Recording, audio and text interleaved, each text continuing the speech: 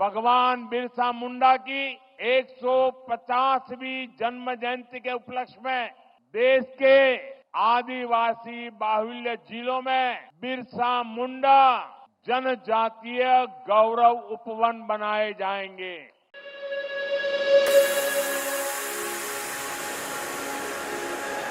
साथियों, आज जब हम जनजातीय गौरव दिवस मना रहे हैं, आज जब हम जनजातीय गौरव वर्ष की शुरुआत कर रहे हैं, अब ये समझना भी बहुत जरूरी है कि इस आयोजन की आवश्यकता क्यों हुई।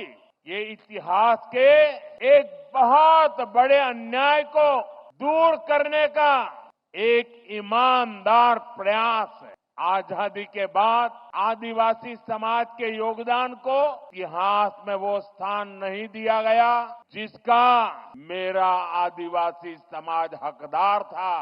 आदिवासी समाज वो है जिसने राजकुमार राम को भगवान राम बनाया। आदिवासी समाज वो है जिसने भारत की संस्कृति और आजादी की रक्षा के लिए सैकड़ों वर्षों की लड़ाई को नेतृत्व दिया। लेकिन आजादी के बाद के दशकों में आदिवासी इतिहास के इस अनमोल योगदान को मिटाने की कोशिशें की गई। इसके पीछे भी स्वार्थ भरी राजनीति थी। राजनीति ये कि भारत की आजादी के लिए सिर्फ एक ही दल को श्रेय दिया जाए, लेकिन अगर एक ही दल, एक ही परिवार ने आजादी दिलाई तो भगवान बिरसा मुंडा का उल गुलान आंदोलन क्यों हुआ था? संथाल क्रांति क्या थी? कोल क्रांति क्या थी? क्या हम महाराणा प्रताप के साथी उन रणबांकुरे भीलों को भूल सकते हैं क्या? कौन भूल सकता है सह्याद्री के घने जंगलों में छत्रपति शिवाजी महाराज को ताकत देने वाले जनजातीय भाई बहनों को? कौन भूल सकता है अल्लूरी सीताराम राजू जी के नेतृत्व में आदिवासियों द्वारा की गई भारत माता की सेवा को?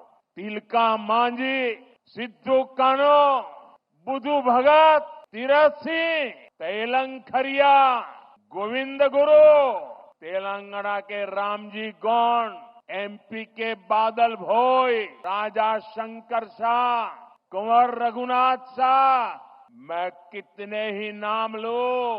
टंट्या भील, नीलांबर पीतांबर, वीर नारायण सिंह, दिवा किशुन सोरेन, जात्रा भगत, लक्ष्मण नाइक, मिजोरम की महान स्वतंत्रता सेनानी रोपुई लियानी जी, राजमोहिनी देवी, रानी गाइडिनल्यू, वीर बालिका कालीबाई, गोंडवाना की रानी दुर्गावती, ऐसे असंख्य असंख्य मेरे आदिवासी, मेरे जनजातीय शूरवीरों को कोई भुला सकता है क्या? मानगढ़ में अंग्रेजों ने जो नरसंहार किया था, हजारों मेरे आदिवासी भाई बहनों को मौत के घाट उतार दिया गया था, क्या हम उसे भूल सकते हैं? साथियों, संस्कृति हो या फिर सामाजिक न्याय, आज की ये एनडीए सरकार का मानस कुछ अलग ही है। मैं इसे भाजपा ही नहीं बल्कि एनडीए का सौभाग्य मानता हूं कि हमें द्रौपदी मुर्मू जी को राष्ट्रपति बनाने का अवसर मिला। वो देश की पहली आदिवासी राष्ट्रपति है। मुझे याद है जब एनडीए ने द्रौपदी मुर्मू जी का राष्ट्रपति का उम्मीदवार बनाना तय किया कि द्रौपदी मुर्मू जी को भारी मतों से जिताना चाहिए। आज जिस पीएम जनमन योजना के तहत अनेक काम शुरू हुए हैं, उसका श्रेय भी राष्ट्रपति द्रौपदी मुर्मू जी को ही जाता है।